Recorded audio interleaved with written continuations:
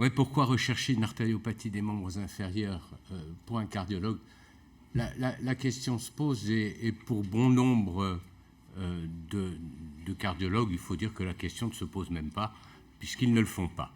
J'imagine que si vous êtes là, c'est que vous êtes déjà a priori convaincu, et je vais essayer de vous convaincre encore plus de l'utilité de rechercher cette artériopathie des membres inférieurs, la met lien d'intérêt. Lorsqu'on parle de dépistage d'une maladie, quelle qu'elle soit, il faut, et bien sûr, oh là, ça marche ça? Avec la flèche gauche. Ça marche pas. Ah voilà. Il faut bien sûr évoquer cette maladie, son pronostic, sa prévalence, pour savoir si ça vaut le coup d'aller la rechercher. Il faut aussi évoquer la technique que l'on va utiliser pour la dépister, son coût, sa facilité de mise en œuvre et le rapport coût-efficacité d'un tel dépistage. Et puis finalement, il faut discuter, et ça peut faire l'objet d'une discussion dans le cas qui nous intéresse, de l'amélioration à la prise en charge du patient après ce dépistage et en fonction de ce que l'on trouve.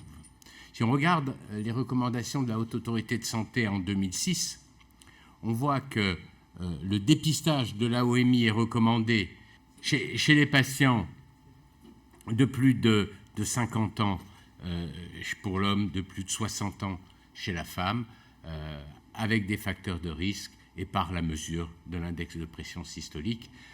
Alors, comment est utilisé l'index de pression systolique? Très peu. On avait fait une enquête qu'on avait publiée il y a quelques années. 3% des cardiologues faisaient une mesure d'index de pression systolique. Je ne vous parle pas des généralistes. On en a formé avec Serge un certain nombre, sans résultat très important sur la prise en charge. Et pourtant, l'artériopathie des membres inférieurs, c'est vraiment quelque chose d'important après 50 ans. Après 55 ans, c'est à peu près 20% des patients.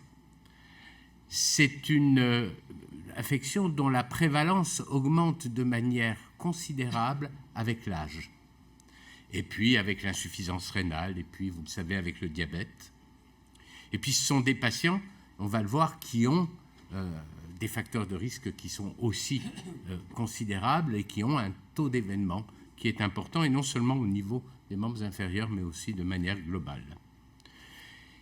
On sait également que, et ça nous intéresse au plus haut point, les patients qui sont atteints dans un territoire sont souvent atteints dans un autre territoire. C'est le caractère ubiquitaire de la maladie artérielle que l'on connaît bien. On sait parfaitement que les patients qui ont une artériopathie des membres inférieurs sont des coronariens qui très souvent s'ignorent.